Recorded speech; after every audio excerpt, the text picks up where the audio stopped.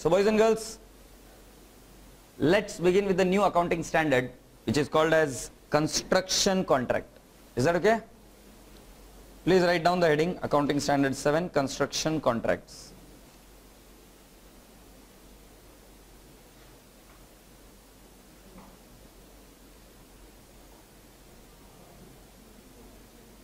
Okay?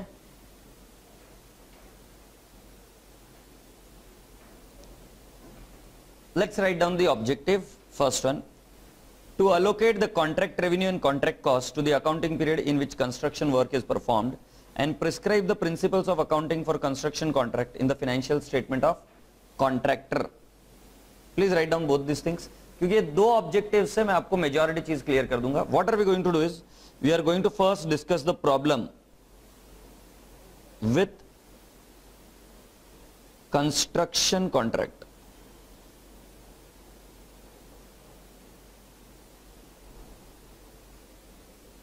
Okay?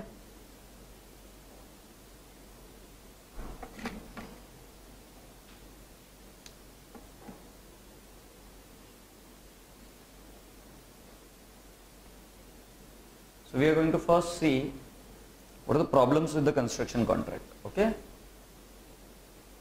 Write down the objective, very important objective.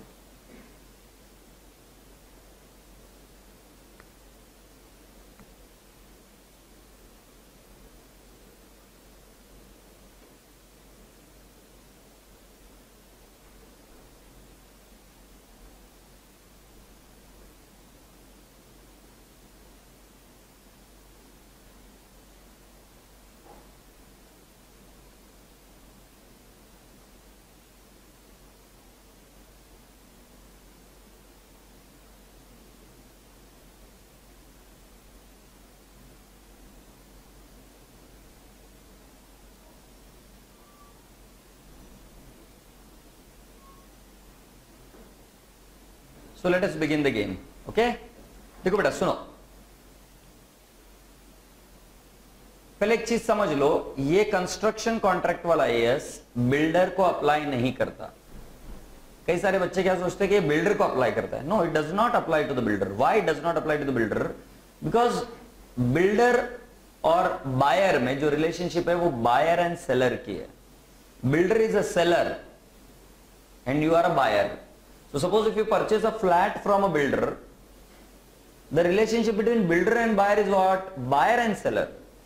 Construction contract only applies to the contractor, one who performs any work as a matter of contractor, who takes the contract and he completes it up. He is not the owner. He is just the contractor. He is just the executor of the work. So the relationship between payer and payer should be contractor and contractee. Like for example, majority of the government works, like constructing roads. The road is owned by Government of India, but then the contract is given to somebody else. So the relation there is contractor and contractee. Government of India is contractee, and the person who is constructing the roads, highways, is what? Contractor. Is that okay? So, यहाँ पर कौन सी relationship का होना जरूरी है? Contractor and contractee. I'll come down to this point again. Now, when you have understood a contractor, let me explain you the problem in the accounting in the books of a contractor. Let's take an example. A contractor is being given a work to construct a bridge. Now bridge is going to get completed in next 4 years. So why 4 years are required? Let us assume that the bridge is going to be constructed in a very very remote location, somewhere in Jammu Kashmir, जहाँ पे वो सबसे बड़ी अपनी railways है ना, आपने सुना होगा, राइट? उस रेलवेज के लिए जो ब्रिजेस, टनल्स उधर बनाने हैं, उसका काम चल रहा है. So it is going to be a very very very difficult job. So 4 years का कॉन्ट्रैक्ट मिला है. अब बेटा जी, जब ये कॉन्ट्रैक्ट मिला है, या मान लीजिए कोई एक पावर प्लांट बनाना है, या सी बेड में ये ऑयल एक्सप्लोर करने के लिए जो लगाते नहीं क्या, सी बेड के नीचे एक जिग जिसको कहते हैं हम, राइट, जिसमें से पेट्रोलियम प्रोडक्ट्स आर एक्सट्रैक्टेड. तो मैं आप ऐसा समझ जाइए कि we talking about a sea bed पे कोई एक कॉन्ट्रैक्ट मिला है जो आपको लगवाने का है, या मान लीजिए आपको एक कॉन्ट्रैक्ट मिला है कि यहां से आपको एक वायर भेजनी है from Indian Ocean to, you have to send that wire optical fibre से, पता है तुमको, they run under the sea bed from India to some other country, you have to send some optical wires, that's fine. तो मैं आपको इन चीजों की बात कर रहा हूं। Okay, so lovely boys and girls, जिसको मोर देन 1 अकाउंटिंग पीरियड लगेगा कंप्लीट होने के लिए, so expenses would be done 1, 2 and 3 years. So expenses would be done year, year and year, and revenue will come year. Revenue यहां पर आएगी। अब बेटा इस केस में प्रॉब्लम ये हो जाती है कि अगर मैं फर्स्ट साल में सिर्फ एक्सपेंस दिखाऊं तो यहां पर लॉस आएगा, सेकेंड साल में सिर्फ एक्सपेंस दिखाऊं तो यहां पर भी लॉस आएगा, और थर्ड ईयर में भी एक्सपेंस दिखाऊं तो यहां पर भी क्या आएगा, लॉस, और बेटा फोर्थ ईयर में शायद सिर्फ रेवेन्यू दिखेगी, सिर्फ income. Now this is actually not correct. इस रेवेन्यू का कुछ पोर्शन इस काम के लिए बिलोंग करता है, कुछ पोर्शन इस काम के लिए बिलोंग करता है, और कुछ पोर्शन इस काम के लिए बिलोंग करता है। एग्रीड? सो बेटा जी कि जहां पर कॉन्ट्रैक्ट है विच स्प्रेड्स अराउंड 3 years, और 3 साल में कॉन्ट्रैक्ट खत्म हो जाने के बाद में आपको रेवेन्यू मिलने वाली है, तो बेटा इस केस में तो सही नहीं होगा ना कि आप पहले लॉसेस दिखाओ और फिर 1 साल में सिर्फ इनकम दिखाओ, because it is technically wrong. So देखो, अगर पहला ऑब्जेक्टिव समझ में आ रहा है, to allocate the contract revenue जो आगे मिलने वाला है, and contract cost to the accounting period in which construction work is perform, मतलब जिस साल में काम हो, जिस साल में खर्चा हो, as per the matching principal किस तरीके से कॉन्ट्रैक्ट रेवेन्यू को अपोर्शन करना है, ये स्टैंडर्ड बताएगा। ये ऑब्जेक्टिव है। और the second objective, prescribe the principle of accounting for construction contract in the financial statement of contractor. As I have rightly said, it is only in the books of contractor and not in the books of contractee. So can we please understand कि a builder, let's take an example, a builder, Kumar Builders. Now my dear friend, a Kumar builder is a seller, and for example, you are a buyer. So my point to you all is whether construction contract is applicable in the books of Kumar builder, because जो building बनाता है वो भी 3 साल लग जाता है, या जो कॉम्प्लेक्स बनाता है 3 साल में कंप्लीट होता है, तो क्या कंस्ट्रक्शन कॉन्ट्रैक्ट अप्लाई होगा क्या कुमार बिल्डर के लिए? The answer is no, because the relationship between you and the buyer is not of what, contractor and contractee. ये रिलेशनशिप नहीं, आपकी रिलेशनशिप कौन सी है? Buyer and seller. Okay, you have understood. अब कुमार बिल्डर ने अपना काम आउटसोर्स किया है, तुम्हें पता है ना आउटसोर्स करते काम, तो इनके कॉन्ट्रैक्टर को इन्होंने काम आउटसोर्स किया है। एग्रीड? उन्होंने बोला एक काम करो, पार्किंग के लिए जो कुछ भी है वहां तक का काम, और उसके बाद में पूरे टाइल्स का काम या ब्रिक वर्क का काम आप कर दो। ऐसा अलग अलग स्टेजेस होते हैं, राइट? ब्रिक वर्क का काम आप करो, टाइल्स का काम आप कर देना, वगैरह वगैरह, ऐसा जो कुछ भी। सो बेटा जी अगर ऐसा कॉन्ट्रैक्टर को दिया हुआ काम है, तो बेटा जी ये कॉन्ट्रैक्टर के बुक में yes AS 7 can apply. Agreed? अभी एक और आपको कंस्ट्रक्शन कॉन्ट्रैक्ट का एक एग्जांपल देता हूं। दिल्ली में कॉमनवेल्थ गेम हुए थे, आपको याद है? सो दिल्ली में जो कॉमनवेल्थ गेम हुए थे, तो वहां पर बहुत सारे फ्लैट्स, अपार्टमेंट्स, स्टेडियम, कई सारी चीजें बनी थी, याद है? जिसका ओनर गवर्नमेंट ऑफ इंडिया है, राइट? मगर ये जो कुछ भी काम है एक प्रपोजल के तहत कॉन्ट्रैक्टर को आउटसोर्स किए गए थे, और कॉन्ट्रैक्टर ने पूरा काम कंप्लीट कर दिया था।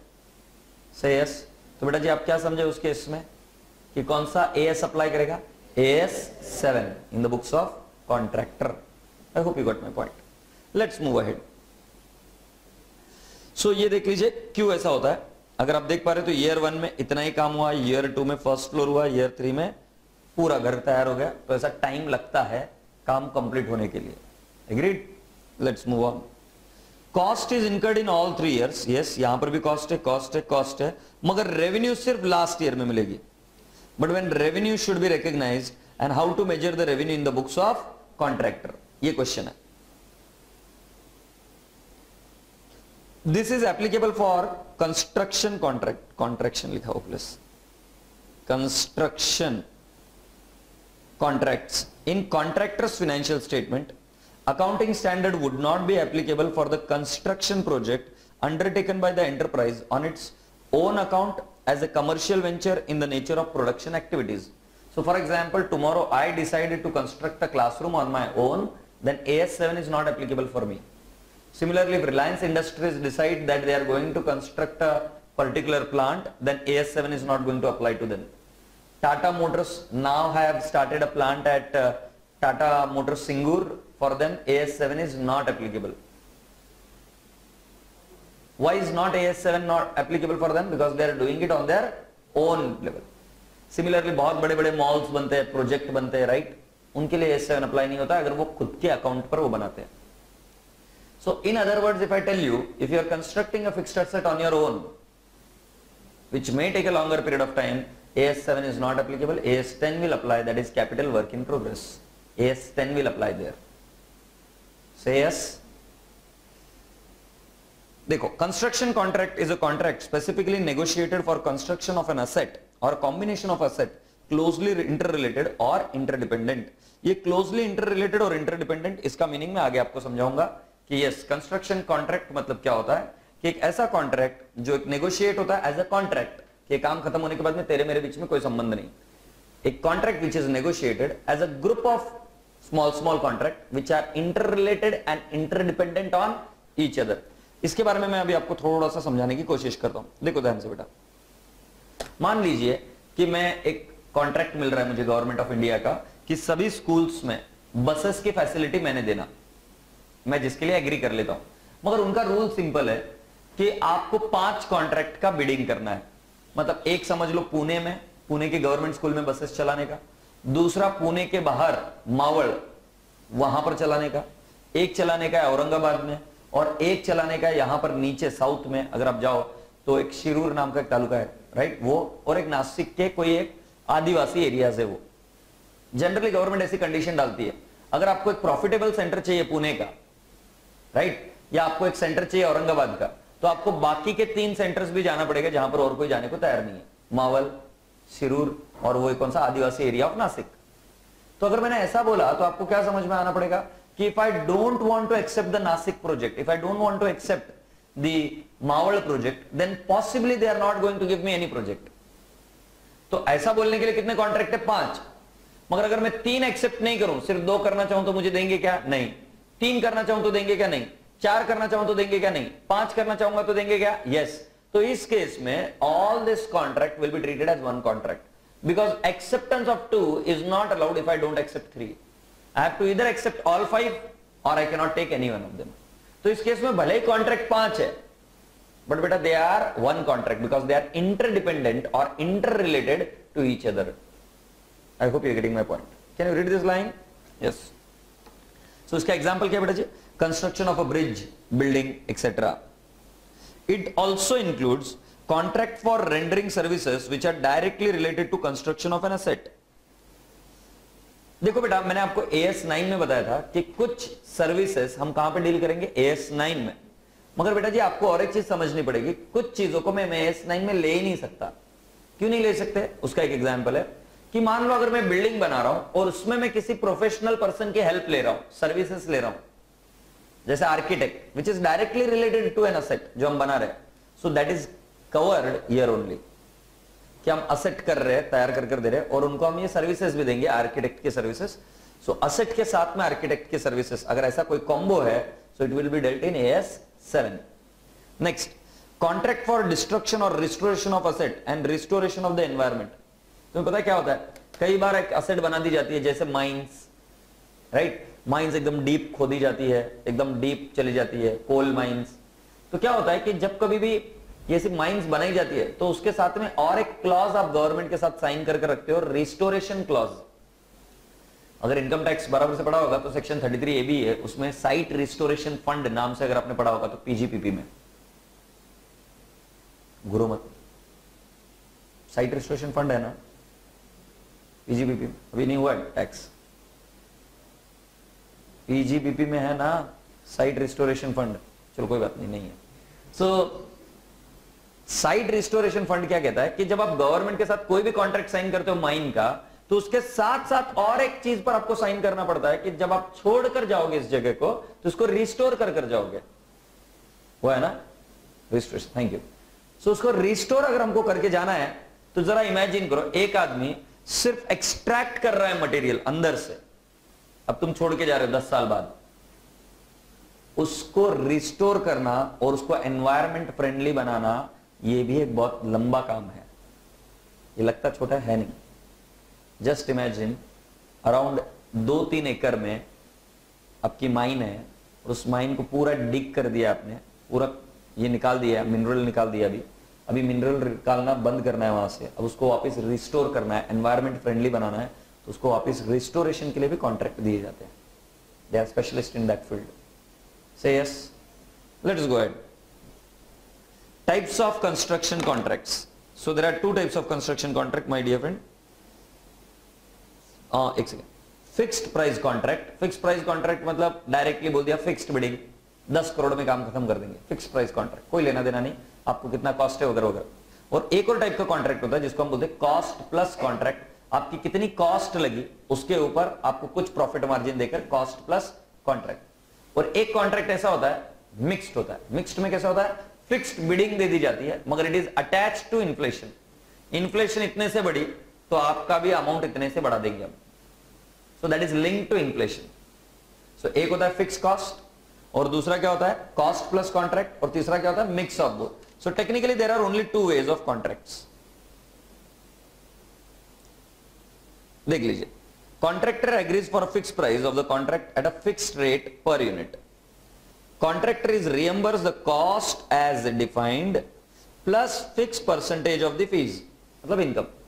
ये ऐसा आपने कॉस्ट प्लस कॉन्ट्रैक्ट इसमें देखा होगा, कारपेंटर लोग करते हैं, जितना कॉस्ट लगा उसके ऊपर और 20% हमारा लेबर या हमारा प्रॉफिट मार्जिन 30%, 40% ऐसा होता है।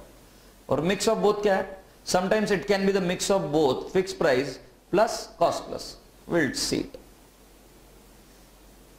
Combining and segmenting the contract, मैंने आपको बताया था ना वो inter related and interdependent word जो मैंने डिस्कस किया था। तो कब आप सारे कॉन्ट्रैक्ट को कंबाइन करना और एक ही कॉन्ट्रैक्ट का अकाउंटिंग करना, या कब सेग्रीगेट करना, इसके बारे में बात चल रही है। अब मुझे आपके चेहरे पर क्वेश्चन मार्क दिख रहा है, सर सेग्रीगेट करना क्यों, why do I do that.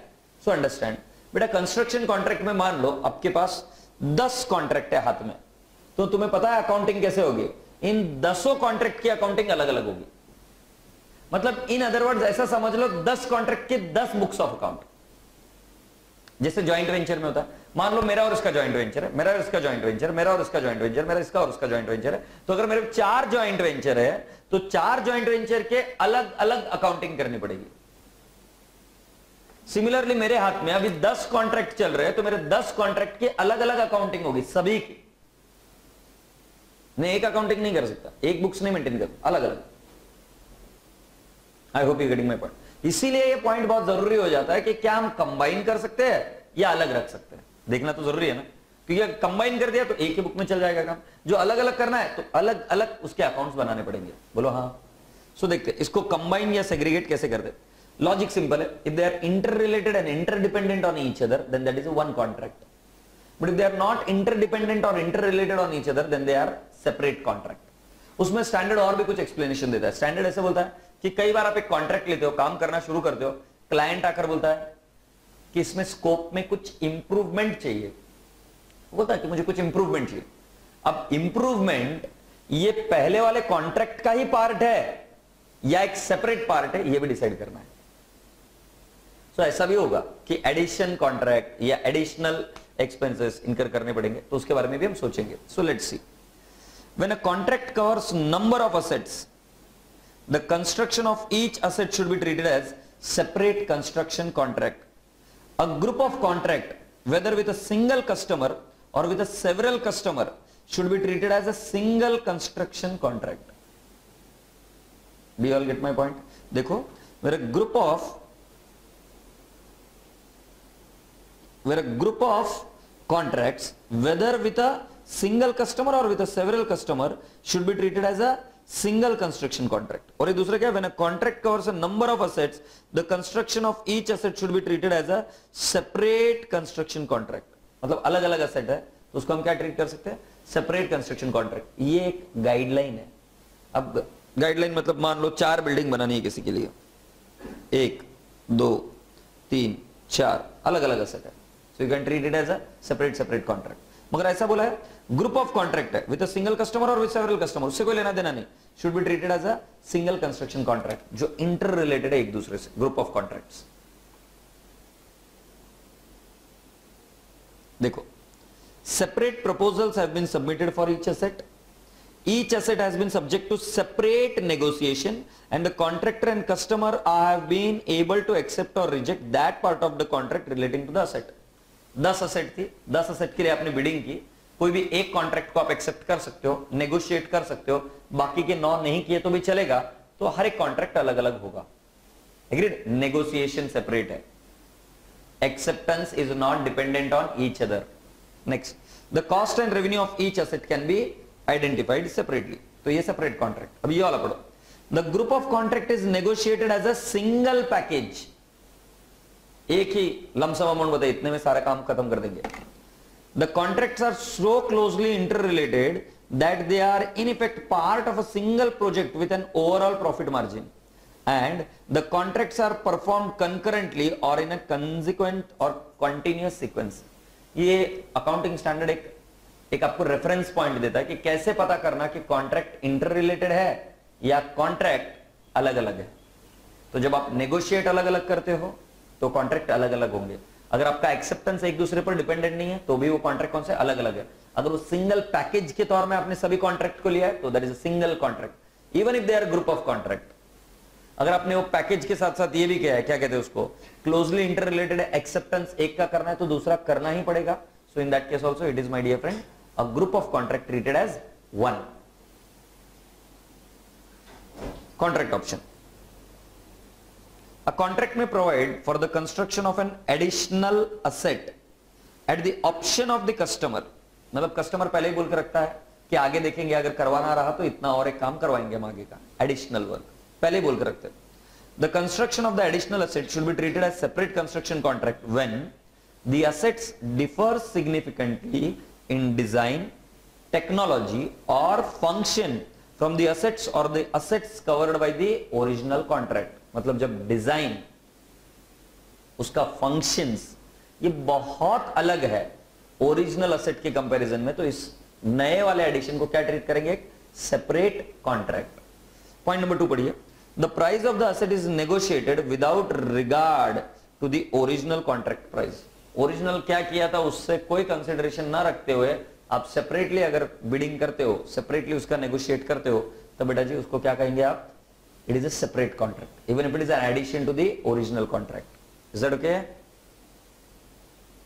Contract revenue बहुत अच्छी चीज है, ये हमको लिख कर लेना पड़ेगा। सुन लीजिए, एक बार सुन के ले लीजिए, सभी पॉइंट हम देखते हैं। पहला, what is the contract revenue? Contract revenue मतलब वो चीज होती है बेटा, रेवेन्यू और price as agreed as per the contract. Contract के हिसाब से जो एग्रीड है वो रेवेन्यू है। मतलब मान लीजिए I give you a contract of catering for ₹5 crore, no 5 crore is an agreed price.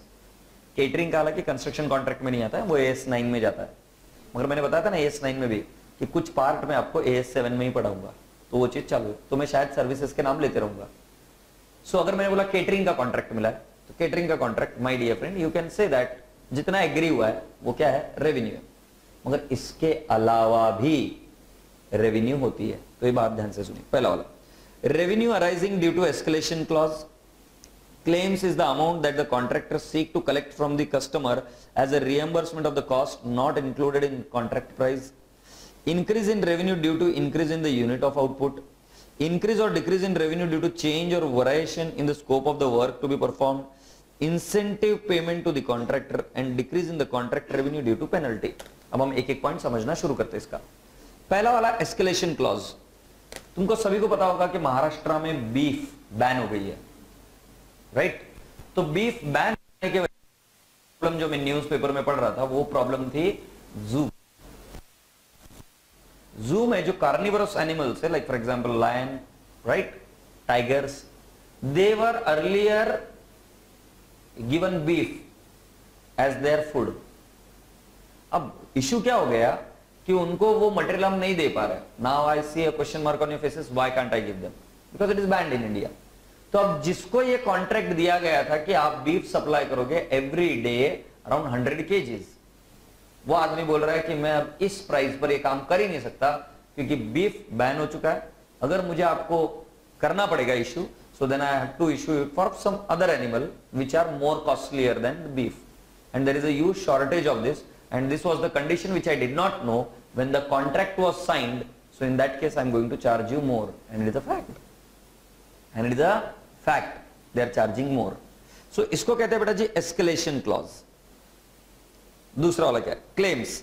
Claims में क्या होता है बेटा जी कि ऐसी कोई कॉस्ट होती है जो पहले हमने कंसिडर की नहीं थी और अभी तुरंत पता चलता है कि यार ये कॉस्ट आने वाली है। जैसे मान लीजिए आपने एक कॉन्ट्रैक्ट लिया था कि आप एक पर्टिकुलर लेवल का अर्थ साफ कर देंगे हमको, राइट? मतलब व्हाट डिड यू से कि we are going to dig for you, आपको अंडरग्राउंड बेसमेंट पार्किंग बनानी है, we are going to dig 100 feet.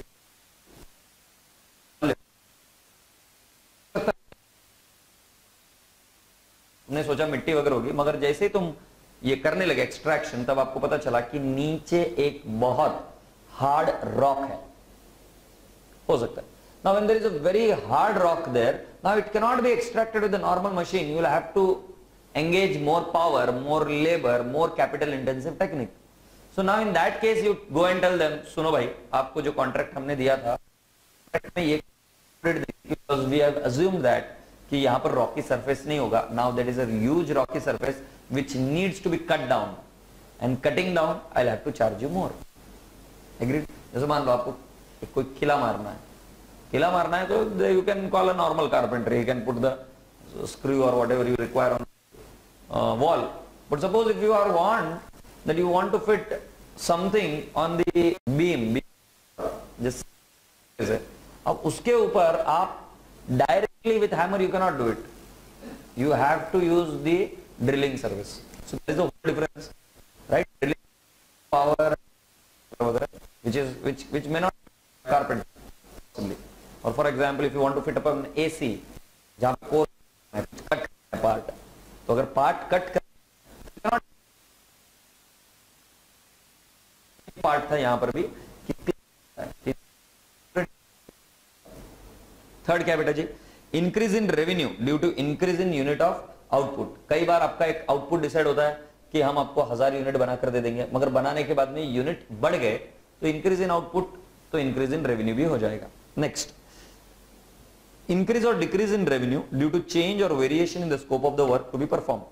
पहले एक लेवल का काम प्लान किया गया था, फिर आपने काम की स्कोप बढ़ा दी, तो स्कोप बढ़ने के बाद में आपकी रेवेन्यू भी आप मांग कर लोगे एक्स्ट्रा कि please give me more revenue. Agreed? तो पहले अगर मान लीजिए आपने बोला था कि हमको सिर्फ एक फ्लाईओवर बनाना है और फ्लाईओवर के साथ में सिर्फ we need a railings. Now you say no along with the flyover we also need what I can say some of the light poles. हमको लाइट पोल्स भी लगा कर चाहिए, कैमरास भी इंस्टॉल करवा कर दे दीजिए, और उसके साथ साथ इसके क्या कहते हैं उसको, वो जो सिग्नल्स होते हैं, we want to have a signals also. For example I am just giving in things. इसमें स्कोप चेंज हुआ है, अगर स्कोप चेंज होता है तो रेवेन्यू भी आपकी इंक्रीज होती है।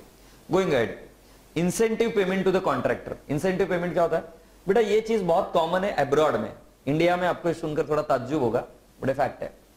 देखो रूल सिंपल है। रूल क्या है कि अगर कोई चीज जल्दी बनकर मिल जाए तो मैं I can put that asset more early for earning the revenue, तो एक इंसेंटिव पेमेंट होता है। जैसे मान लो मॉल है, अरे मॉल को अगर 3 साल बनने के लिए लग रहा है, 3 साल की जगह पे अगर आपने जल्दी बनाकर दे दिया 2 साल में, तो मॉल का करना क्या है? जो खर्चा लगना है 3 साल में या 2 साल में तो लगना ही लगना है, मगर अगर 2 साल में बन जाए तो मुझे 1 साल में मैं I start earning the revenue ना, I can start doing the advertisement, I can have an early advantage of competition, कि जब तक उस एरिया में कोई दूसरा मॉल नहीं आता तब तक मेरा मॉल पॉपुलर हो जाएगा।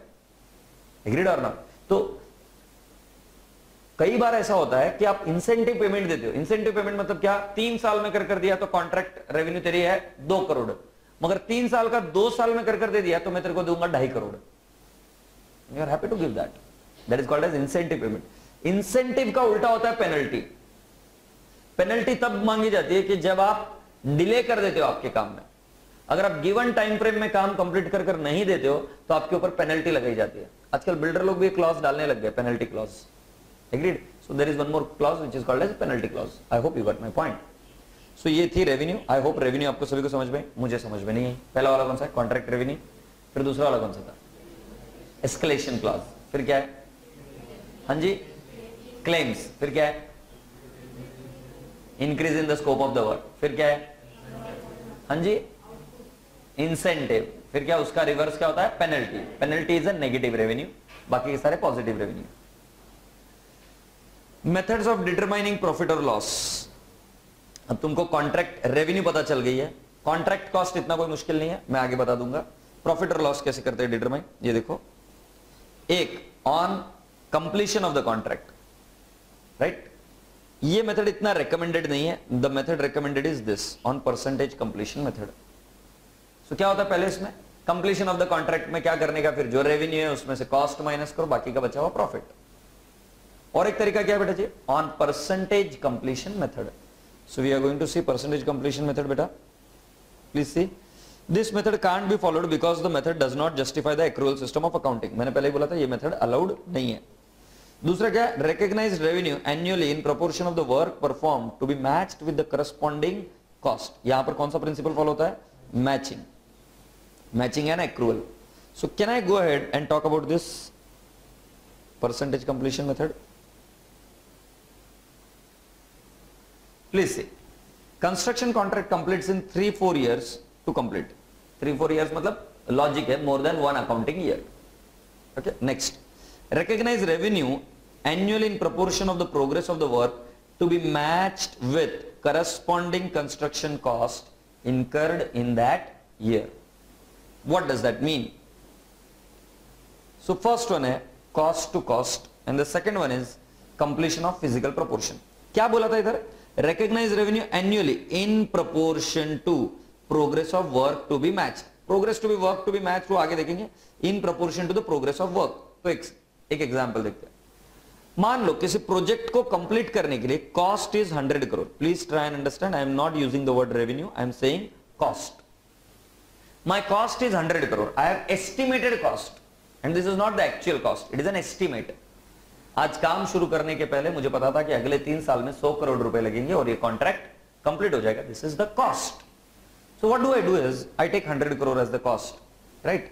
पहले साल में मैंने कॉस्ट इनकर की 20 करोड़। तो बेटा तुम्हें पता है पहले साल में कितना परसेंट कॉन्ट्रैक्ट कंप्लीट हो गया? 20%। एग्रीड।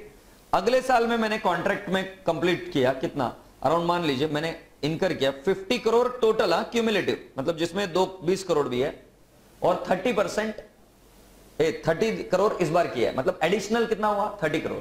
सो मेरा टोटल कॉन्ट्रैक्ट कितना कवर हो गया बेटा जी? 50% माइनस ऑलरेडी कितना हो गया? 20%। तो इस बार मैं रेवेन्यू कितना रिकॉग्नाइज करूंगा? 30%। एग्रीड। अब मान लीजिए अगले साल कितना हो जाएगा? पूरा 100%, मतलब 100 करोड़ का खर्चा हो गया। अब बेटा जी इसमें से हम ऑलरेडी कितना कवर कर चुके थे पिछले से? 30 करोड़। 30 तक हो गया था ना, 30%, और इधर कितना कर चुके थे? 20%, मतलब इन टोटलिटी कितना हो गया था? 50%। तो बेटा बच गया कितना है? 50%। ये मैंने 3rd ईयर में कंप्लीट किया। आई hope you getting my point. तो कॉस्ट टू कॉस्ट में क्या होता है कि पहले आप एस्टिमेट करो टोटल कॉस्ट और उस कॉस्ट में आप ब्रेकअप देते जाइए कि पहले साल कितना हुआ? 20 करोड़ खर्चा हुआ तो 20% काम खत्म। सेकेंड ईयर कितना हुआ? 50 करोड़ हुआ टोटल, उसमें से 20 करोड़ पहले ही हो गए, तो अभी इस बार कितना हुआ? 30 करोड़, 30%। और उसके आगे कितना हुआ? बचा हुआ पूरा का पूरा हो गया, तो 100% या 100 करोड़ उसका खर्चा हो गया। हमने रिकॉग्नाइज ऑलरेडी कितना कर दिया था? 20 + 30 दैट इज 50% हमने रिकॉग्नाइज कर दिया, तो इधर कितना होगा? 50%। अब इसमें ब्यूटी ऐड होती जाती है। ब्यूटी क्या ऐड होती है? क्योंकि देखो contract cost is an estimate, it is not an actual cost. तो पहले साल तुमने जब थे तब तुमने बोला कि 100 करोड़ होगा खर्चा, राइट, ये बिगिनिंग में। मगर एंड में आते हो आपको लगा कि नहीं यार ये 100 करोड़ नहीं होगा, we have to re estimate it, और कॉस्ट मुझे लगता है 110 करोड़ होने वाली है।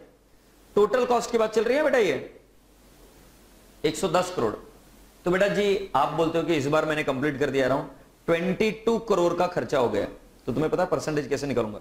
22 divide by 110 into 100, can I have the percentage? 20%। से यस। तो ये पहले साल में आपको कंफ्यूज करने के लिए बोलेगा 100 करोड़ बिगिनिंग में था।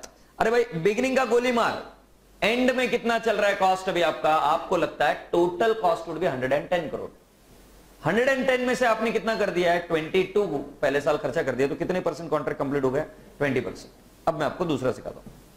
अगले साल के एंड में आपको लगता है 110 नहीं 120 करोड़ रुपए लगेंगे, राइट?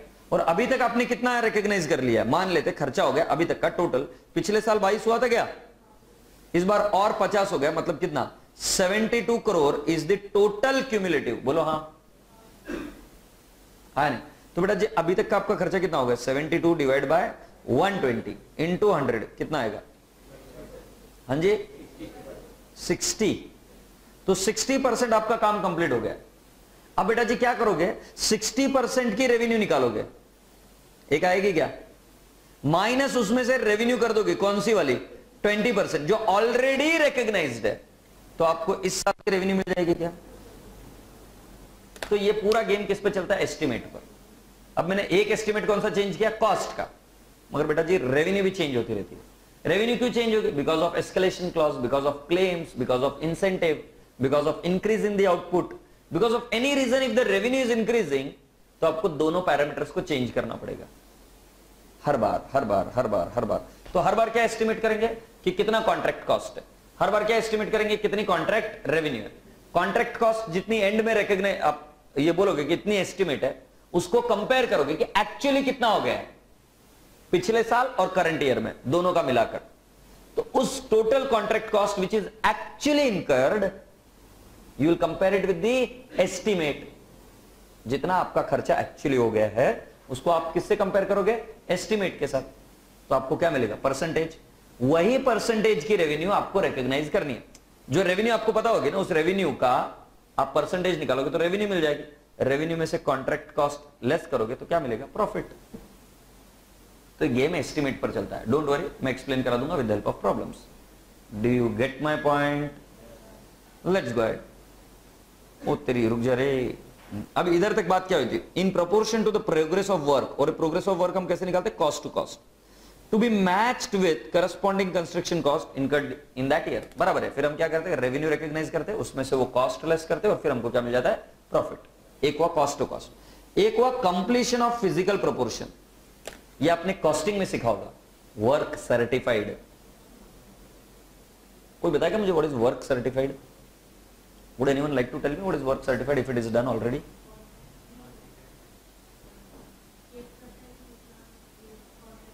अच्छा, absolutely right. What happens is, you know, कि इसमें एक्सपर्ट लोग आते हैं।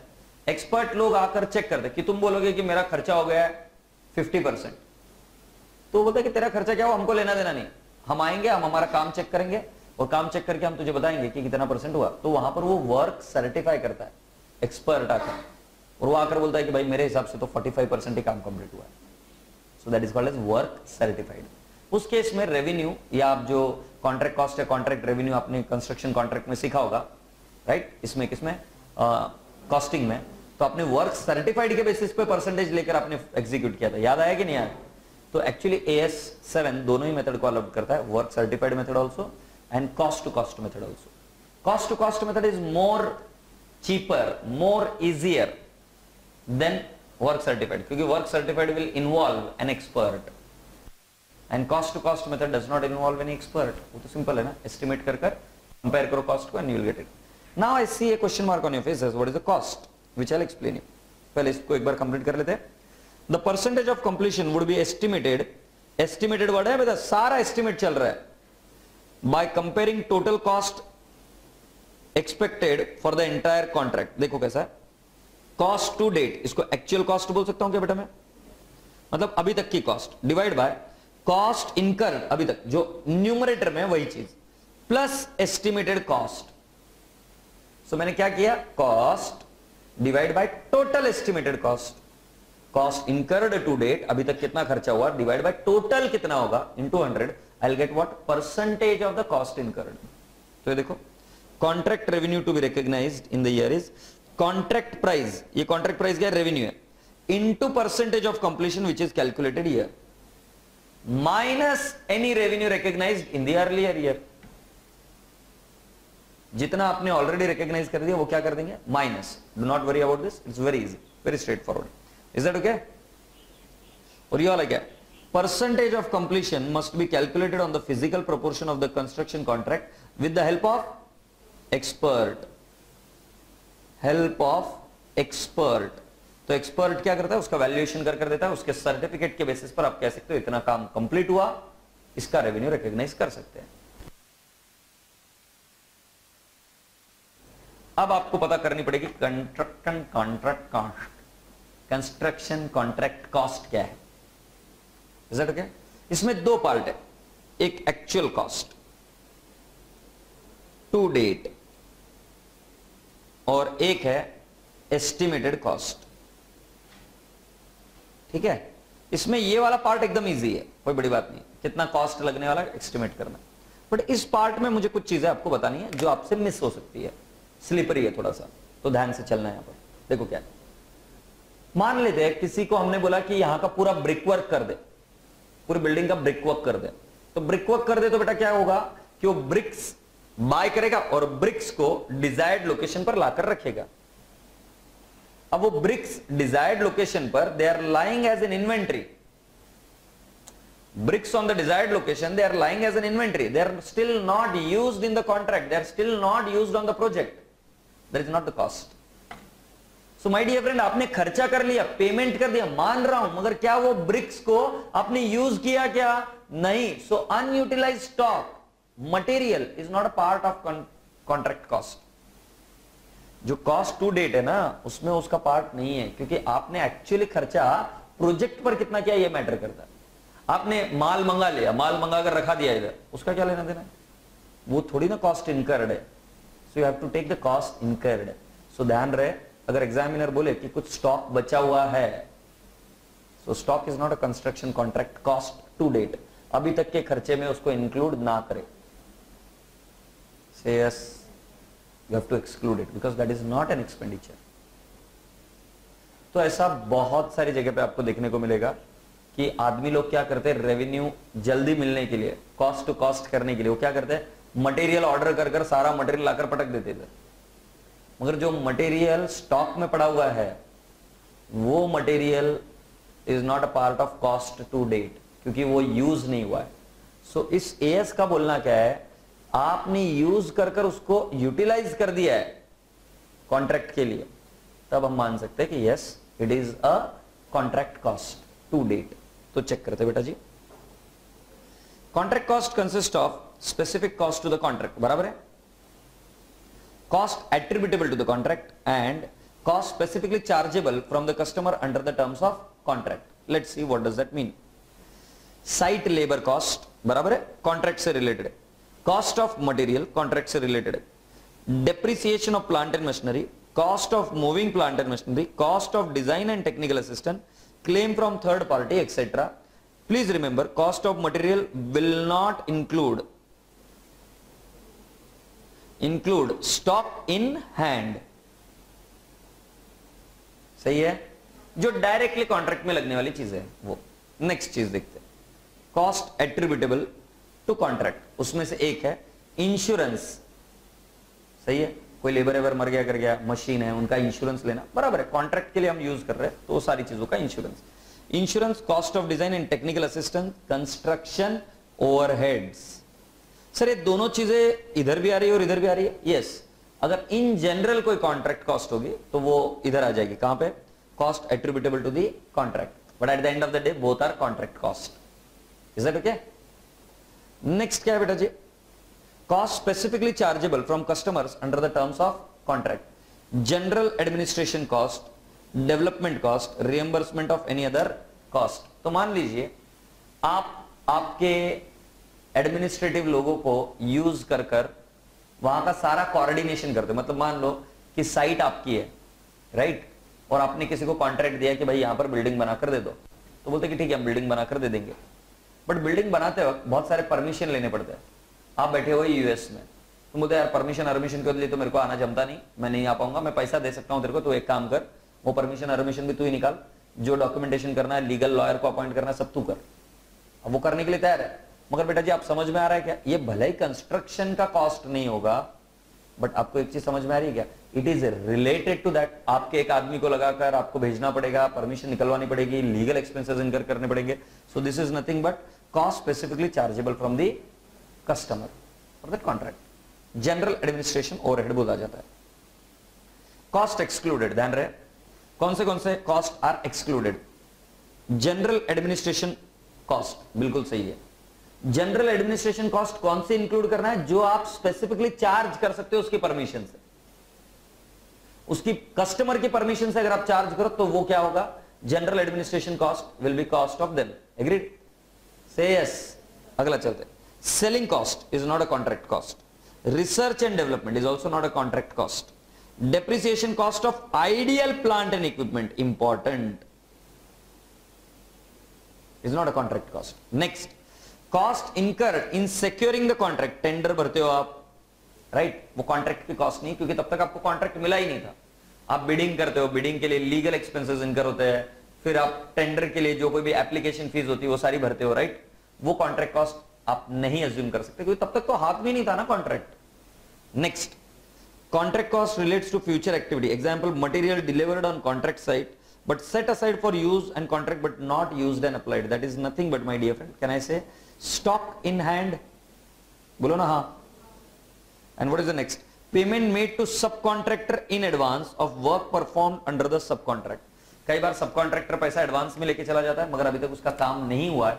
So any payment made to subcontractor in advance will not be treated as contract cost up to the date. Expected cost की तो मैंने बोला ना इजी है, वो एस्टिमेट करना, वो एग्जामिनर डायरेक्टली देगा. कॉस्ट टू डेट में ये सब चीजें इंक्लूड नहीं होती. क्लैरिटी है? जैसे आइडियल पड़ा हुआ प्लांट एंड मशीनरी का डेप्रिसिएशन नहीं लेना है. सिमिलरली जो स्टॉक है आपके पास उसको नहीं लेना है. सिमिलरली अगर हाँ जी, general administration expenses, selling expenses, similarly any advance payment to subcontractor will not be also part of contract to date. तो बेटा प्लीज ले लीजिए, इसको लिख दीजिए, contract cost to date will not include. क्योंकि रेवेन्यू भी समझ में आती है और ये भी समझ में आ जाता है. एक्सपेक्टेड कॉस्ट ये वाला थोड़ा सा पंगा करता है, तो इसको लिख कर ले लो.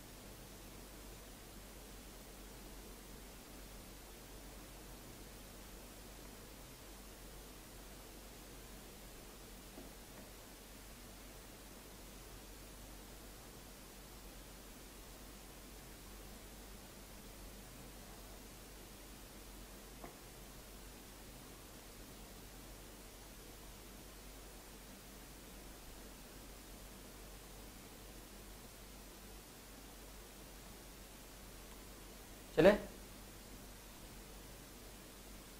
इन जनरल आपने आइडिया ले ली. Shall we go now?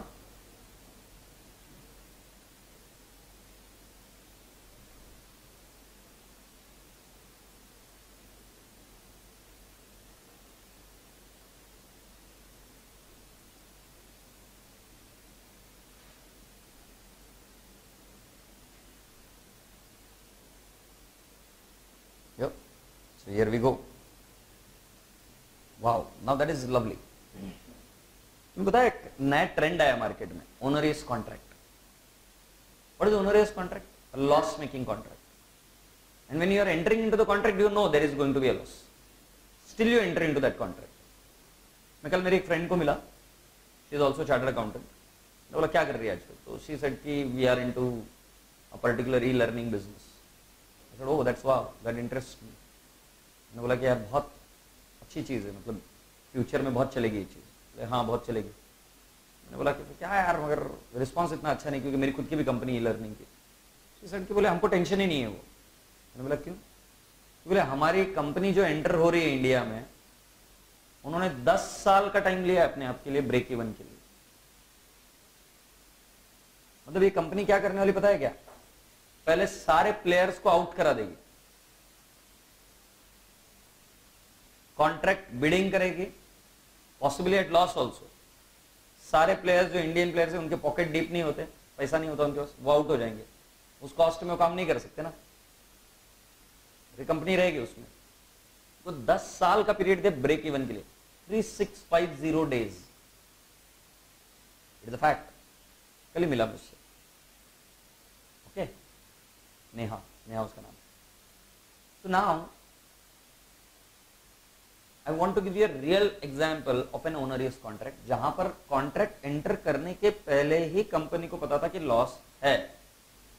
TCS, IRCTC, TCS ने बनाया. irctc.co.in government website is being made by TCS.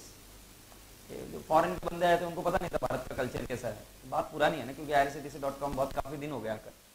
Foreign के बंदों को पता नहीं था. TCS इंडियन कल्चर को जानती है. TCS is an Indian company.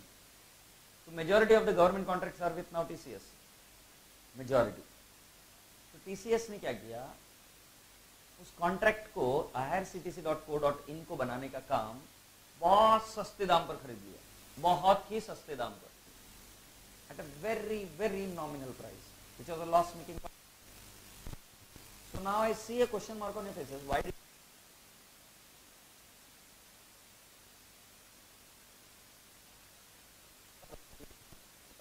जो एयर फ्लाइट्स के बुकिंग होते हैं या जो बाकी के बुकिंग्स होते हैं वो ट्रिमेंडस है, राइट? वहां पर कोई जाके क्यू में खड़ा नहीं होता.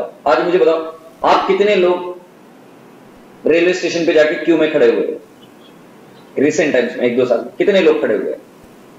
Just see, surprising, none of the hand is going up. Every one of you must have been booking the tickets online. So what does that mean कि टीसीएस ने ये कहा था कि हम ये वेबसाइट बना देंगे. अब वेबसाइट बना कर दे दी सस्ते में, सब कुछ वर्किंग भी कर दे दिया, सब चीजें वर्कआउट कर दे दी. पॉइंट ये था कि इसको मेंटेन कौन करेगा. सो बट नेचुरल जो बनाया वही मेंटेन करना चाहिए, लॉजिकली यही होता. अब उन्होंने मेंटेनेंस कॉस्ट ले लिए, और वो मेंटेनेंस कॉस्ट जब तक irctc.co.in चलती रहेगी तब तक उनके पास मेंटेनेंस कॉस्ट आएगी ना. तो अगर आप देखते होगे तो जब भी आप टिकट बुक करते हो तो उसमें एक एडमिन चार्ज नाम का एक चार्ज होता है. देखा आपने एडमिन चार्ज? सो वो चार्ज किसको मिलता है बेटा? उसमें से कुछ पोर्शन टीसीएस को जाता है. सो टीसीएस ने वेबसाइट बनाने का काम लॉस में लिया, मगर अब उसको मेंटेन करने के कॉस्ट में they are earning a huge revenue. So ऐसे लोग कॉन्ट्रैक्ट में एंटर होते हैं. तो खैर वो गोली मारो, ओनरियस कॉन्ट्रैक्ट होते, मैंने प्रूव करके दिखाया एक बड़ा एग्जांपल. बट इसका अकाउंटिंग कैसे करना है? तो AS7 ने भी इसका कॉग्निजेंस लिया. AS7 ने भी बोला कि हमको पता है कि लोग बिडिंग करते वक्त ही उनको पता है कि इसमें लॉस है, मगर जानबूझकर करते ताकि मार्केट के प्लेयर्स को बाहर रखना है या मार्केट को पेनिट्रेट करना है. This is the objective. So if there is an onerous contract is nothing but a loss making contract which you know when you enter into the contract. Enter करते वक्त ही आपको पता है कि इस कॉन्ट्रैक्ट में फायदा नहीं होने वाला, लॉस होने वाला है. उस केस में स्टैंडर्ड ये कहता है, following the concept of prudence, the whole of the loss is accounted in year 1 only. Concept of prudence को फॉलो करते हो वहां पे एक्रूअल बेसिस पर पहले साल का कुछ लॉस, दूसरे साल का, तीसरे साल का, ऐसा कुछ भी नहीं करना है. आपको लॉस क्या करना है? तुरंत रिकॉग्नाइज करना है. या ऐसा भी हो सकता है कि पहले साल लॉस नहीं था, मगर दूसरे साल में जाते जाते पता चल गया कि भाई लॉस होने वाला. जिस समय आपको पता चल जाए कि लॉस होने वाला है तो बेटा जी रेवेन्यू प्रोपोर्शनेट रिकॉग्नाइज करो या मत करो, वो ठीक है, आपकी बात है, बट लॉस तुरंत रिकॉग्नाइज करो. अभी तक हम क्या कर रहे थे, मैंने आपको इतनी देर पे क्या सिखा रहा था कि एक्रूअल बेसिस पर प्रॉफिट धीरे धीरे रिकॉग्नाइज करो। अब मैं बोल रहा हूं जिस समय लॉस का पता चल गया उस समय लॉस रिकॉग्नाइज करके बात खत्म करो। Those are called as onerous contract. तो देखिए, when it is probable that the total contract cost will exceed total contract revenue, the expected losses should be recognized as an expense irrespective of whether the work has commenced or not, stage of completion of the contract, कोई लेना देना नहीं है। The amount of profit on other contract which are not treated as a single contract, मतलब दूसरे contract पे profit है, ये कॉन्ट्रैक्ट उसी के साथ में लिया था तो हमने ऐसा सोचा मन में कि इसमें लॉस हुआ तो चलेगा, उसमें प्रॉफिट, वो बोलेगा नहीं। अगर वो सिंगल कॉन्ट्रैक्ट नहीं है, अगर वो अलग अलग कॉन्ट्रैक्ट है, तो जिस कॉन्ट्रैक्ट में लॉस है उस कॉन्ट्रैक्ट का लॉस तुरंत रिकॉग्नाइज करो। एग्रीड। दूसरा, expected losses recognized immediately even if the contract is at initial stage or even yet to start। ये मेन पॉइंट था ओनरियस कॉन्ट्रैक्ट का, समझ में? This is because of the concept of prudence. Change in estimation, estimating construction contract, ये मैं problem के साथ में समझाऊंगा, सो डोंट वरी, मैं प्रॉब्लम के साथ में आपका कंप्लीट करा दूंगा। Recognition of revenue and expense in construction contract is based on estimate. मैंने पहले ही कहा, an estimate is bound to vary from one accounting period to another। The effect of change in estimate of contract revenue and contract cost is accounted as change in estimate as per AS5। AS5 को देखकर डरो मत, in simple word AS5 बोलता है अगर change in estimate है तो prospective effect दो, आज के आगे कितना ही मीनिंग है प्रोस्पेक्टिव इफेक्ट, और उसका मीनिंग क्या है मैं आपको स्टैंडर्ड के साथ में बता दूंगा, आई मीन प्रॉब्लम के साथ में बता दूंगा। सो डिस्क्लोजर क्या क्या इसके, as an enterprise contractor should disclose following accounting policy, method used to determine stage of completion, मतलब cost to cost है या work certified method है। Method used to determine contract revenue recognized in the period, contract revenue में क्या क्या है उसका एक हमको वर्कआउट दीजिए आप notes to accounts में।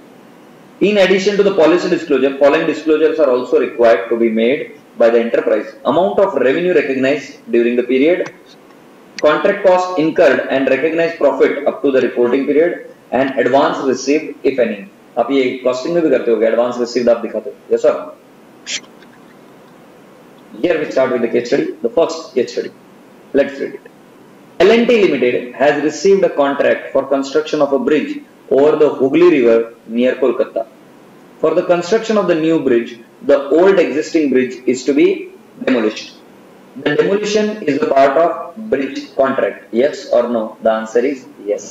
तो अगर आप उसको डिस्ट्रॉय करते हो, डिस्ट्रॉय करके नया ब्रिज बनाना है, that is also part of construction contract।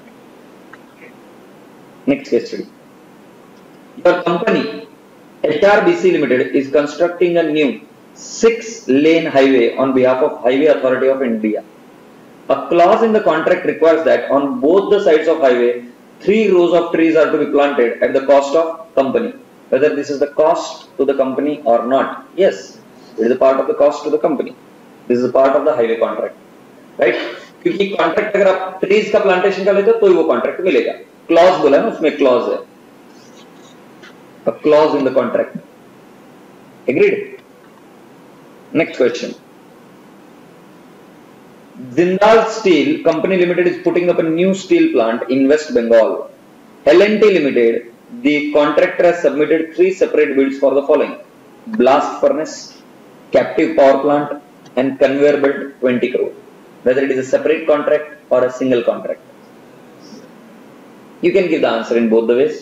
अगर वो इंडिविजुअली अगर आप एक्सेप्ट कर सकते हो it is a single contract, अगर इंडिविजुअली नहीं कर सकते it is a group closely interrelated interlinked, then it is what? A single contract। Agreed? Each one of the above should be treated as a separate contract। Sir आपने answer ऐसे कैसे दिया? क्योंकि मैंने आपको बताया आपको दोनों एंगल से आंसर देना पड़ेगा। अगर आप अलग अलग तरीके से उसको ले सकते हो, सिंगल कॉन्ट्रैक्ट की जरूरत नहीं है फिर, ये अलग अलग कॉन्ट्रैक्ट है। एग्रीड? मगर अगर एक कॉन्ट्रैक्ट को एक्सेप्ट करना है तो आपको बाकी के एक्सेप्ट करने पड़ेंगे, और इंटर रिलेटेड है तो बेटा जी ये कौन सा कॉन्ट्रैक्ट होगा? A single contract. Is that okay? It is negotiated as a single contract. Say yes.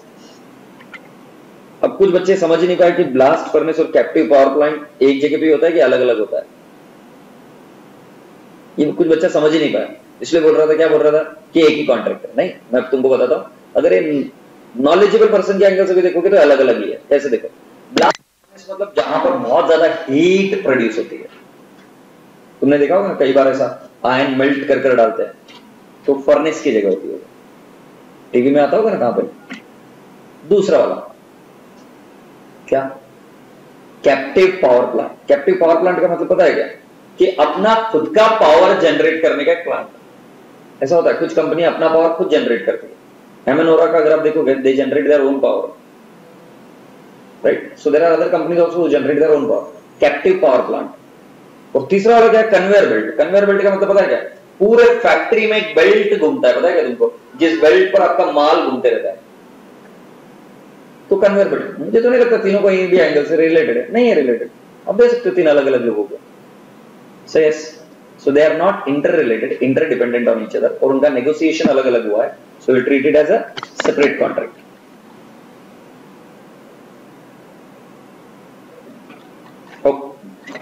Simplex Limited has received a contract from West Bengal Industrial Development Corporation Limited for design, development and construction of an IT park in the Siliguri, West Bengal. Contract includes the construction of building for IT companies, common conference hall, food court, swimming pool, gymnasium, etc. ये single है कि क्या है? Single, क्योंकि देखो all the contracts are covered under the master contract. For accounting purpose, Simple Limited should treat all the contract as a part of single contract. Is that okay? Here we go with the next case study. The company Modern Road Construction Company Limited has received a contract for converting 2-lane road into 4-lane road through the city. Public is protesting for demolition of unauthorized construction of two sides of the present road. Unauthorized जो है उसको demolish करना पड़ेगा, public oppose कर रही है. It is becoming a political issue. Now the municipal corporation has decided that a flyover will be constructed to solve the problem. अभी आप इसको ये नहीं करोगे, क्या नहीं करोगे? एक्सपांड नहीं करोगे, इनफैक्ट एक फ्लाईओवर बनाओगे to solve the problem. The contract cost would be revised accordingly along with the revenue. Yes और no? Yes, this is a claim, this is an additional scope, so it will add to the additional revenue. आया ना? सो additional revenue जाएगा कि नहीं जाएगा? Yes. HCC Limited has received a contract from Tata Motors Limited for the construction of a factory building in Singur, West Bengal. पुरानी problem है। The work was held up for 2 months for the protest by the farmers. This may be the basis for claim, क्योंकि काम आपका 2 महीने तक बंद पड़ा है। 2 महीने तक बंद पड़ा है तो आपके लेबर बंद पड़े हुए हैं, आपने कोई रेंट पर बुलडोजर या बाकी की चीजें लेके रखी हुई है, वो आपका कॉस्ट लग रहा है। तो आपने ये बोलते हुए बोला था कि आप काम शुरू कीजिए, साइट अवेलेबल है, फ्री ऑफ एनी प्रॉब्लम। अब वहां पे प्रॉब्लम, तो आप क्या मांगोगे सामने वाले आदमी से? Claim. Next, now Tata Motors में raise some objection, so claim should be included in the project revenue only when the amount of the claim that is likely to be received can be reliably determined. Now this is the basic parameter for revenue recognition. तो आपने Tata Motors से बात कर ही उसको claim treat करना है, और claim treat कर उसको रेवेन्यू रिकॉग्नाइज करना है। समझ में आया कि नहीं? सो क्लेम डायरेक्टली नहीं कर सकते, अगर टाटा मोटर्स एग्री करे तो ही वो क्लेम है। रुक जा। Your company X Limited has received a contract for construction of a flyover in Delhi. The contract price is 200 crore and the estimated cost is 160 crore. ये contract price मतलब revenue हो गई, ये 160 crore मतलब cost हो गई। The company has incurred cost so far worth rupees 80 crore. So now what is the percentage of completion? The answer is simple, 80 divided by 160 into 100 कितना आ जाएगा? 50%। तो टोटल कॉस्ट है ये कॉस्ट टू डेट है, तो आपको कितना परसेंट कंप्लीट है? 50%। GMR Limited is constructing a stadium for Asian Games at Delhi. The Delhi government surveyors has confirmed that 40% of the work is completed and recommended the payment for work. ये कौन सा method होता है बेटा जी? Work certified. Work certified के हिसाब से कितना कंप्लीटेड है बेटा जी? 40%। Do you agree? Your company H Limited has received a contract for building of 150 km 6-lane highway. Out of 150 km, 100 km has been completed in all respect. The percentage of completion is 100 km divided by 150 km into 100, 66.67%. ये भी work certified basis है, cost to cost नहीं है। कौन सा basis है? Work certified basis. Do you get my point? Yes. आप थोड़े से बड़े क्वेश्चन करते हैं जो एग्जाम में आते हैं आपके, right? Let's see the question. GMR Infrastructure Limited has the following details of the contract that started in 2005. Contract value 10 lakh है, 2005 में कितना कंप्लीट है 40%, 2006 में कितना 60%, 2007 में कितना 80%. Calculate the amount of revenue to be recognised in P&L account of 2005, 6 and 7. सो बेटा जी मैं इधर लिख देता हूं 2005, 2006 एंड 2007. ओके, तो बेटा जी कितना परसेंट कंप्लीटेड है 40%. सो बेटा जी रेवेन्यू कितना रिकॉग्नाइज करना है, क्यूमुलेटिव रेवेन्यू लिख देता हूं मैं, राइट. 2005 में पहले cumulative revenue already recognise up to last year. 2005 पहला साल है तो पिछले साल तक रेवेन्यू 0 थी. करंट ईयर में कितना रेवेन्यू रिकॉग्नाइज होना चाहिए, तो हम क्या लिखेंगे बेटा जी, डायरेक्टली मैं लिख दूंगा कितना 10 लाख. बोलो ना कितना 10 लाख इंटू कितना इंटू 40% माइनस ऑलरेडी रिकॉग्नाइज. तो कितना है माइनस ऑलरेडी रिकॉग्नाइज कितना है 0. तो बेटा लो 10 लाख का 40% 4 लाख माइनस ऑलरेडी रिकॉग्नाइज कितना है 0. तो कितना हो जाएगा 4 लाख. करंट ईयर में कितना रिकॉग्नाइज होगा 4 lakh. Do you all agree. अब बेटा पिछले साल तक 2006 में हम क्या बोलेंगे कितना रिकॉग्नाइज था 4 लाख. अब बेटा 10 लाख का 60% निकालिए 6 लाख माइनस कितना ऑलरेडी रिकॉग्नाइज कितना है 4 लाख. तो बेटा इसका आंसर क्या आएगा 2 lakh. Do you all agree. और बेटा 2007 में क्या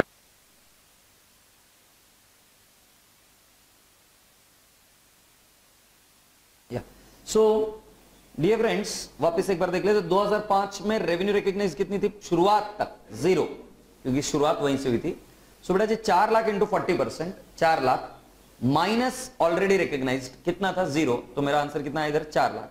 अब ये 4 लाख इधर आ जाएगा ना, राइट. अब मुझे बताओ बेटा 10 लाख इंटू 60%, ये इस साल का कंप्लीशन हाँ या नहीं, तो कितना आएगा 6 lakh. Now 6 lakh minus already recognise कितना 4 लाख, तो कितना आ जाएगा 2 लाख. मतलब अब क्यूमुलेटिव यहां पर कितना रिकॉग्नाइज हो चुका है 6 लाख. बोलो हाँ. अब बेटा 8 लाख कैसा है 10 लाख इंटू 80%, सो कितना रिकॉग्नाइज होगा 8 लाख. बेटा 8 लाख में से ऑलरेडी रिकॉग्नाइज कितना है 6 लाख, तो कितना रिकॉग्नाइज करेंगे 2 lakh. I hope you are getting my point. It's that very simple. Let's see. पहले साल में 4 लाख, दूसरे साल में 2 लाख और अगले साल में कितना 2 लाख. चेक कर लेंगे. 40% of 10 lakh 4 lakh, 60% of 10 lakh 6 lakh, 80% of 10 lakh is 8 lakh minus earlier period में कितना रिकॉग्नाइज है 4 लाख. है नहीं. और इधर कितना रिकॉग्नाइज हो गया 6 लाख, तो माइनस कितना 6 लाख. और आपका आंसर ये आ रहा है. से yes. Let's move on with the next beautiful question. Mr. X as a contractor has just entered into contract with local municipal body for building a flyover. As per the contract term, X will receive an additional rupees 2 crore if the construction of the flyover were to be finished within the period of 2 years of the commencement of the contract. Mr. X wants to recognize this revenue since in the past he has been able to meet the target very easily. ये incentive payment है. ये x बोल रहा है कि मैं revenue को recognise करना चाहता हूं पहले ही. कॉन्ट्रैक्ट शुरू ही हुआ है, बोलता मैं इंसेंटिव को रिकॉग्नाइज करना चाहता हूं. क्या आप अलाउ करोगे क्या? AS7 डज नॉट से. यहां पर AS9 का थोड़ा सा एप्लीकेशन लगाओ. क्या ये रेवेन्यू रियलाइजेबल है? आज आप गारंटीड बोल सकते हो. आप कब बोल सकते हो? When only you complete the contract at the given period of time. So is it appropriate to recognise that 2 crore of revenue? No, क्योंकि अभी आप क्लियरली बोल ही नहीं सकते हो कि मिलेगा कि नहीं मिलेगा. से yes. Let's see. AS7 accounting for construction contract states that incentive payment should be included in contract revenue if the following conditions are satisfied. The contract is sufficiently advanced and it is probable that specified performance will meet and be exceeded, and the amount of incentive payment can be measured reliably and will be realized. ये भी जरूरी है. Measurement तो ठीक है, and you are sure that the amount can be realized also. In this case, the contract has not even begun, and hence Mr. X, the contractor, should not recognize any revenue of this contract. I hope you are getting my point. Moving ahead. Your company RCC Limited has completed 80% of the work of the new office building of its client R Securities Limited. Last installment payment has not been received from the client It is the apprehension of the management of RCC Limited that this client is in financial trouble and the contract is at risk. So what will you do? What will you do? ऐसा लग रहा है कि अब वो पैसा नहीं देगा, क्या करोगे?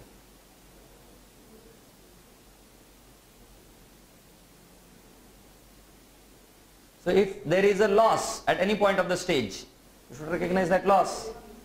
If there is a loss, last installment नहीं मिली, तो अगर लॉस होने वाला, अगर आपको पता है कि लॉस होने वाला है, in that case you should book the loss. That's lovely. Your company Unitech is constructing a shopping mall for RPG Limited.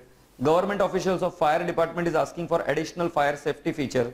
Your company has submitted a variation proposal to RPG Limited. They are not ready to bear the additional cost on the ground that it is a contractor's cost. They are not ready to bear the cost. क्या हुआ, तुमने contract लिया, contract में ऐसा था कि हम ऐसे से बनाकर दे देंगे और सारे अप्रूवल्स वगैरह हम ले लेंगे. अब फायर डिपार्टमेंट वाले अब बोल रहे हैं कि नहीं भाई साहब, हमको एडिशनल सेफ्टी चाहिए. एडिशनल सेफ्टी का फीचर तुमने सामने वाली कंपनी के ऊपर पुश करने की कोशिश की कि एक क्लेम है आपके ऊपर, because this is an additional cost. Generally ऐसा होता है कि हम, ये रियल लाइफ में भी ऐसा होता है, हम पुश करते हैं एक दूसरे पर कि हमारा कॉस्ट नहीं, आपका कॉस्ट है, ये पहले कॉन्ट्रैक्ट में नहीं था, प्रपोजल में नहीं था, राइट, तो ये आपका कॉस्ट है. सामने वाला आदमी बोलता है तेरे को पता होना चाहिए कि सेफ्टी फीचर क्या क्या लगते हैं, हम उसमें है क्या, तो तेरे को परमिशन वगैरह लेकर आने वाला, और तू कंस्ट्रक्शन कॉन्ट्रैक्ट में इतने दिन से, तुमने बोला हो जाएगा, नहीं तो हमारे पास दूसरा आदमी था वो कर देता काम कंप्लीट, हम ये क्लेम को एक्सेप्ट नहीं कर रहे. अगर सामने वाली कंपनी क्लेम को एक्सेप्ट नहीं कर रही है और अगर आपको पता है कि ये कॉस्ट आपको इनकर करनी पड़ेगी और इसके वजह से अगर लॉस हो रहा होगा, then you have to recognise the loss immediately. तुम क्या सोचे, क्लेम का मतलब क्या है कि claim is one way? No, claim is not one way. Claim you do it on the company and the company has to accept it. The contractee has to accept it. हाँ बाबा, तुम जो बोल रहे हो बराबर है, कॉन्ट्रैक्ट में नहीं था पहले, अब ये नया कॉस्ट आया, we are ready to bear it. और अगर सामने वाला बियर करने को तैयार नहीं हो रहा, आपको करना पड़ेगा, so then my dear friend, ये रूप में दिख रहा है क्लेम के, but it is not a claim. It is turning the contract into loss. Then you should recognize the loss immediately. Did you get my point? लग सभी को रहा है क्लेम है, अरे मगर सामने वाली कंपनी सीधा सीधा मना कर रही है ना, तो तुम क्या बोलोगे? अब इसमें कुछ बच्चे आंसर कैसे देते हैं कि सामने वाली कंपनी एक्सेप्ट नहीं कर रही है तो कॉन्ट्रैक्ट को बंद कर दो. अरे भाई वो नहीं पूछ रहे कॉन्ट्रैक्ट को बंद करना है कि नहीं करना, वो पूछ रहे हैं अकाउंटिंग में क्या करोगे. सो अकाउंटिंग में आपको यही लिखना पड़ेगा, if this cost is not reimbursed and if the contract is converted into loss making contract, then the loss should be recognised immediately. Your company L&T Limited is executing 100-kilometer highway project in Madhya Pradesh. Company's original plan was to work in night shift also. Because of Naxalite problem, no night shift work is problem. The management of the company is apprehending that the project will not be completed within the given contract period, जिसके वजह से penalty लग सकती है. और अगर penalty लग गई तो आपका कॉन्ट्रैक्ट लॉस में आ सकता है. So should you recognize the loss immediately? The answer is yes. हाँ, जिस समय लॉस का पता चल गया उस समय लॉस बुक करो. क्लैरिटी आ रही है? Your company X Limited has been awarded a contract by HPC Limited for building a chemical factory in Haldia, West Bengal. Staff, machinery and material have been transported to the site. Farmers are protesting for acquisition of farmland. There is no sign of settlement of the dispute. The client offers another site but for the same contract price. If the alternative site is accepted, it will reduce loss but not eliminate it. X should recognize the loss immediately. मतलब क्या हुआ, जिस site पर आपने पहले contract लिया था उसमें लॉस था, एग्रीड, मगर फार्मर्स एग्री नहीं कर रहे, तो फिर क्लाइंट क्या बोलता है कि ठीक है इस जगह पे तुम बना रहे थे वो फैक्ट्री, इधर नहीं बनाना है, एक काम करते हैं दूसरी जगह बना लेते हैं. तो दूसरी लैंड वो आपको दिखाता है, दूसरी लैंड पर आप करने को तैयार हो जिससे कि लॉस कम हो रहा है. मतलब पहले 10 करोड़ का लॉस था तो अभी लॉस हो रहा है 4 करोड़. तो क्वेश्चन है लॉस कितने का रिकॉग्नाइज करना, पहला पॉइंट ये. तो द आंसर इज 4 करोड़. क्या वो रिकॉग्नाइज करना है कि नहीं करना है? The answer is yes, it should be recognised immediately.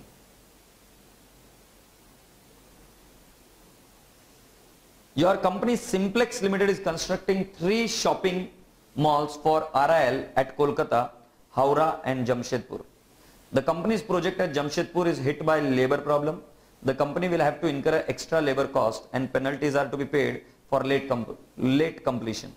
The management of the company is estimating that there will be a loss of 50 lakhs in Jamshedpur project, but there will be profits in Kolkata and Howrah project 2 crore each. Simplex Limited must still recognize the loss on the Jamshedpur project immediately because all the three projects are independent contracts. But मान लो if there is a single contract, तब आपको net check करना है कि profit है कि loss है. तो नेट नेट प्रॉफिट है, क्योंकि 2 करोड़ का प्रॉफिट है और 50 लाख का लॉस है. सो आपका नेट प्रॉफिट कितना है? 1.5 crore.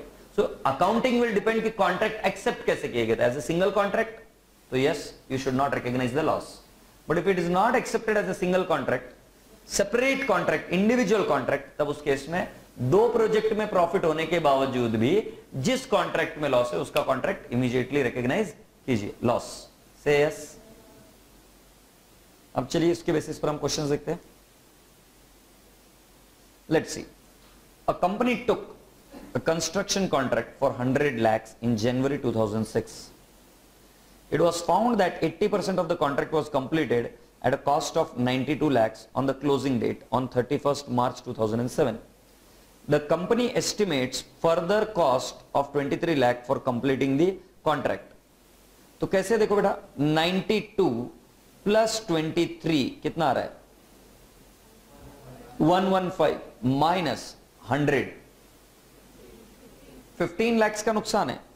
The expected loss would be 15 lakhs. ये देना नहीं चाहिए था एग्जामिनर ने, because even if it is not given you could have calculated it.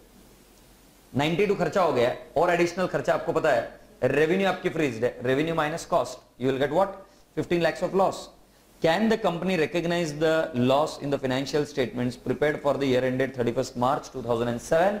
The answer is yes, it should do it. How? Here the company should recognize the loss of 15 lakhs in the P&L account for the year ending 31st March 2007. Next question. Let's see. On 1st December 2007, Vishwakarma Construction Company Limited undertook a contract to construct a building for 85 lakhs. On 31st March 2008, the company found that it had already spent 64 lakh 99,000 on construction. Prudent estimate of the additional cost for completion is 32 lakh 1,000. So will you please take the total of this 64 lakh 99,000 plus 32 lakh 1,000? 97 lakhs. So my dear friend, cost 97 है, revenue कितनी है? 85 lakh. What is the profit or loss? What is the loss? 12 lakhs is the loss? Say yes. So my dear friend, the question is, what is the additional provision for the foreseeable loss which must be made in the final accounts for the year ended 31st March 2008 as per this? 12 lakhs. Say yes, and loss should be recognized immediately. ये रहा, the company should recognize the entire loss of rupees 12 lakh in the current accounting year. Answer पढ़ लूं कैसे आएगा? As per AS7, when it is probable that the total contract cost will exceed contract revenue, the expected loss should be recognized as an expense immediately.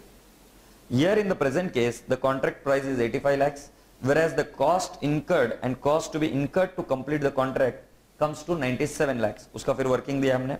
Therefore, the probable loss is 12 lakhs and which should be recognized immediately in the financial statement of the year in which the loss is understood. समझ में आपको? अगला question. Sagar Limited, Sagarya, अपना Sagarya Limited belongs to a engineering industry. Wow. The chief accountant has prepared the draft accounts for the year ended 31st March 2008. You are required to advise the company on the following items from the viewpoint of finalization of accounts, taking the note of mandatory accounting standard. The company undertook a contract for building a crane of 10 lakh. As on 31st March 2008, it incurred a contract cost of 1.5 lakh and expects there will be 9 lakhs more for completing the crane. It has received so far 1 lakh as progress payment. कुछ नहीं है, loss book करना पड़ेगा. कितने का loss book करना पड़ेगा? 0.5 lakhs. Agreed? और सर प्रोग्रेस पेमेंट क्या दिखाना पड़ेगा? This should be shown as income received in advance. ये कहां पे? Therefore it is probable that the total contract cost will exceed the contract revenue. तो कितने का लॉस बुक करना है? 0.5 lakh, that is 50,000 should be recognized as an expense in the financial statement of 7-8. अभी ये तो पक्का पता चल गया. Don't worry. Let us see now this question. A firm of contractor obtained a contract for completing of a bridges across the river Revati. The following details are available in records kept for the year ended 31st March 2008. 1000 is the contract price, revenue. Work certified 500. Work not certified 105. Estimated further cost to completion 495. Progress payment received 400. Progress payment to be received 140. The firm seeks your advice and assistance in the preparation of the accounts, keeping in view the requirement of AS7 construction contract. I'll request you all first to do it on your own. क्या level of completion है, कितना revenue recognise करना है, इसमें ट्रिंग ट्रिंग के item बहुत है, confuse करने वाले आइटम्स बहुत सारे हैं. कौन सा आइटम को इग्नोर करना है आप निकालिए.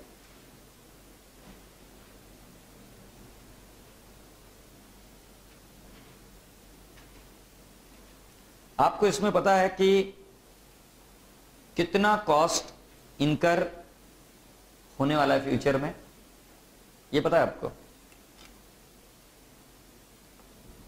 यस और no?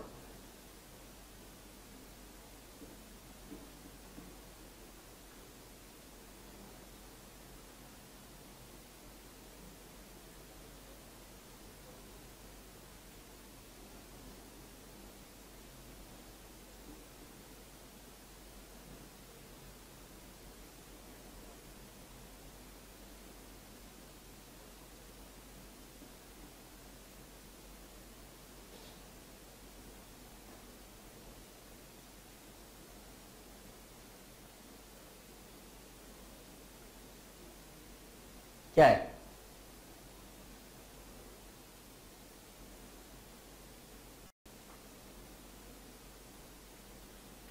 What is the work certified? Can anyone tell me what is work certified? Yes? Work which is completed. The cost of the work which is completed and certified. यही meaning है ना, मतलब जिसकी cost लग गई है और वो काम कंप्लीट हुआ और वर्क सर्टिफाई हो गया, हाँ कि completed. What is work not certified? The work which is completed, cost is incurred, but there is no certification to it. So can I say the cost incurred is work certified plus work not certified? वही तो cost incurred. So what is the cost incurred? 500 plus 105. What is that? 605. And what is the estimated further cost? 495. So how much it turns out to? 1100. So how much is the loss? 100. You should recognize the loss immediately. Oh, what about the progress payment bashi? Nothing to do with about that. Progress payment आपने कितने का bill उनके ऊपर raise किया है, कितने का पैसा आया है, वो सब चीजें, उसका क्या लेना देना है. ये रहा आपके सामने. ये देखो 1000 revenue, 605 certified plus not certified plus to be incurred 495, 1100. तो ये क्या है? Anticipated loss of the contract कितना है? 100. तो लॉस बुक करेंगे कि नहीं करेंगे? यस.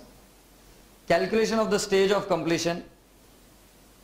स्टेज ऑफ कंप्लीशन कैसे आएगा? 605 डिवाइड बाय 1100 कितना आ जाएगा? इंटू 100, 55%. सर आप 55% क्यों कर रहे हो? अरे बेटा लॉस बुक करना पड़ेगा, बात तय है.